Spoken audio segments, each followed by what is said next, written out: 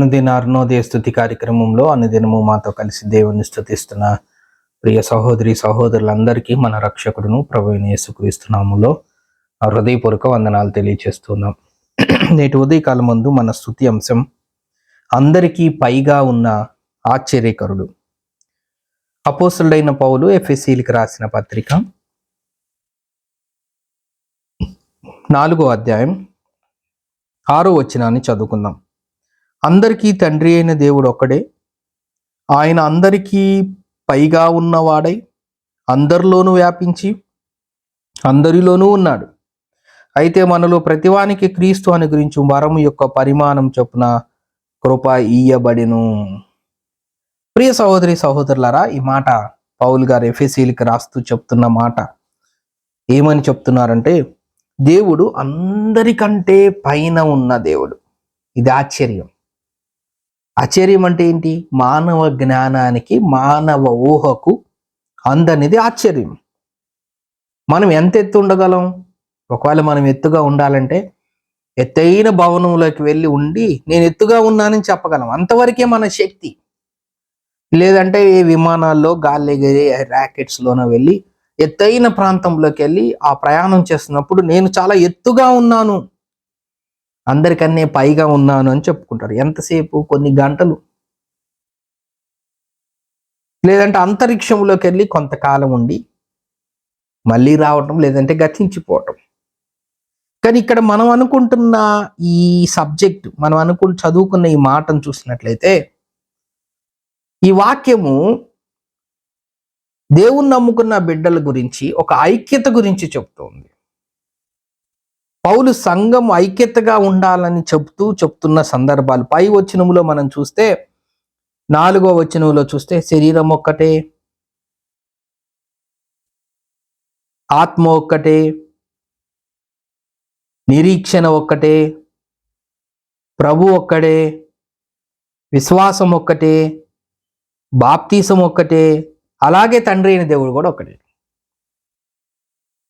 శరీరం ఒక్కటే, ఆత్మ ఒక్కటే, నిరీక్షణ ఒక్కటే, ప్రభు ఒక్కడే, విశ్వాసం ఒక్కటే, బాప్తీసం ఒక్కటే, అందరికీ తండ్రి అయిన దేవుడు ఒకడే. ఆ తండ్రి అందరికన్నా పైన ఉన్నాడు, అందరిలోనూ వ్యాపించి ఉన్నాడు, అందరిలోనూ ఉన్నాడు. ఈ దేశంలో ఉన్న వాళ్ళ మీద ఉన్నాడు, పక్క వాళ్ళ దేశంలో ఉన్నాడు.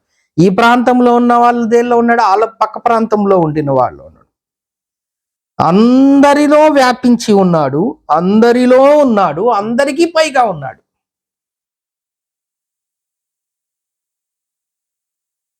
ఈయన అందరికీ దేవుడు. యేసుక్రీస్తు అందరికీ దేవుడు, కొంతమందికి దేవుడు కాదు.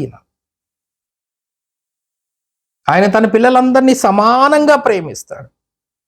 భాష భేదం లేకుండా, దేశం భేదం లేకుండా, ప్రాంతీయ భేదం లేకుండా, స్థాయి భేదం లేకుండా, వర్గ భేదం లేకుండా అందరము ఒకే జనాంగముగా, శరీరం ఒక్కటే, అదే సంఘము, ఆత్మ ఒక్కటే, నిరీక్షణ ఒక్కటే, ప్రభు ఒక్కటే, విశ్వాసం ఒక్కటే, బాప్తీసం ఒక్కటే, తండ్రి అయిన దేవుడు ఒక్కడే. ఆ దేవుడు అందరికంటే పైన ఉన్నవాడు, అందరిలోనూ వ్యాపించి ఉన్నవాడు, అందరిలోనూ ఉన్న దేవుడు. గలతీయులకు రాసిన పత్రిక, దీనికి సహాయకరంగా ఒక మాటను మనం చూసుకున్నట్లయితే, ఆయన అందరికీ దేవుడు అనే మాటను చూసినట్లయితే, గలతీయులకు రాసిన పత్రిక 3వ అధ్యాయం 28వ వచనాన్ని మనం చదివినట్లయితే, ఇందులో యూదుడని గ్రీసు దేశస్థుడని లేదు, దాసుడని స్వతంత్రుడని లేదు, పురుషుడని స్త్రీ అని లేదు, యేసు క్రీస్తునందు మీరందరూ ఏకముగా ఉన్నారు, ఏ భేదము లేదు. స్త్రీ పురుషుడు, సహోదరుడు సహోదరుడని, యూదుడని గ్రీసు దేశస్థుడని, ఈ వర్గము ఆ వర్గం, ఈ భాష ఆ భాష, ఈ దేశం ఆ దేశం, ఏమాత్రము తేడా లేదు. ఆయన అందరికన్నా పైన ఉండినవాడు, అన్నిటికన్నా పైన ఉండినవాడు, అన్ని నామముల కన్నా పైనామం కలిగిన దేవుడు. ఆయన సర్వాధికారి అయిన దేవుడు. ఆయన ఈ లోకాన్ని సృష్టించిన సృష్టికర్త. ఆయన రాజులకు రాజు, ఆయన ప్రభువులకు ప్రభు, ఆయన శ్రీమంతుడు, ఆయన అద్వితీయుడు, ఆది సంభూతుడు, ఆయన అందరికంటే గొప్పవాడు, ఆయన అన్ని అధికారాలు కలిగి ఉన్నవాడు. ఆయనకి మరుగైనదంటూ ఏమీ లేదు. ఆయన అత్యున్నతమైన సింహాసనం మీద ఆసీనుడై ఉన్నాడు.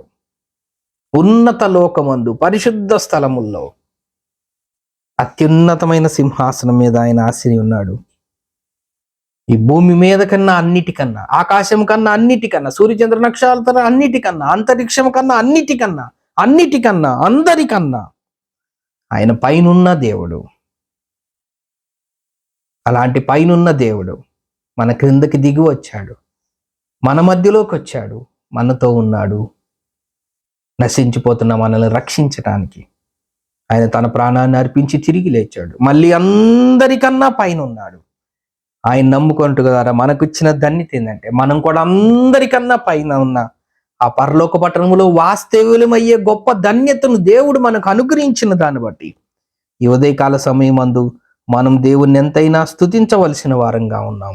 ఆయన అందరికన్నా పైనున్న దేవుణ్ణి ఈ ఉదయకాల సమయమందు మనసారా హృదయపూర్వకంగా దేవుణ్ణి స్తుతిద్దాం. దేవుడి కొన్ని లేఖన భాగములు మన కొరకు దీవించును గాక. ప్రార్థన చేసుకుందాం. ప్రేమగల తండ్రి, నమ్మకమైన మా దేవ, మీకు స్తోత్రం వందనములు నాయన. మీరందరికన్నా పైనున్న దేవుడు, అందుకే మీకు స్తోత్రం వందనములు తెలియజేస్తూ యేసు క్రీస్తు నామమున స్తోత్రం చెల్లించి ప్రార్థన చేస్తున్నాం తండ్రి. ఆమేన్.